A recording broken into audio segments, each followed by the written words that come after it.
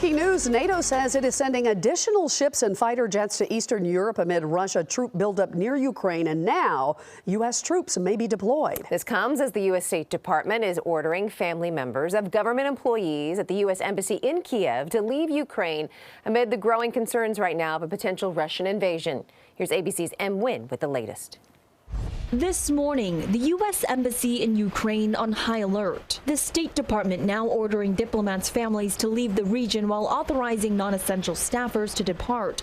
The latest sign that American officials believe Russia could soon invade Ukraine. Secretary of State Antony Blinken reaffirming U.S. support for the Ukrainian government. If a single additional Russian force goes into Ukraine in an aggressive way, as I said, that would trigger a swift, a severe, and a united response from us and from Europe.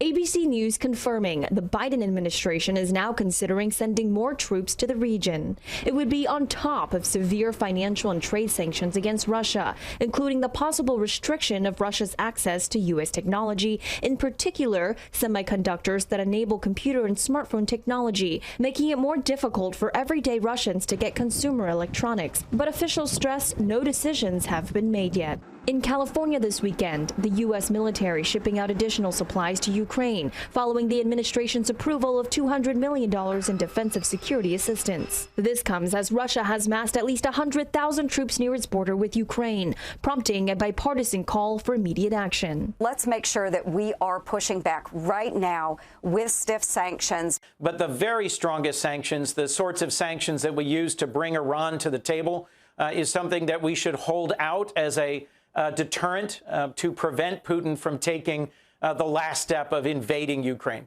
The U.S. says there would be serious consequences after a new British intelligence report accused Russia of plotting to install a pro-Russian leader in Ukraine. Russia is dismissing the comments as disinformation.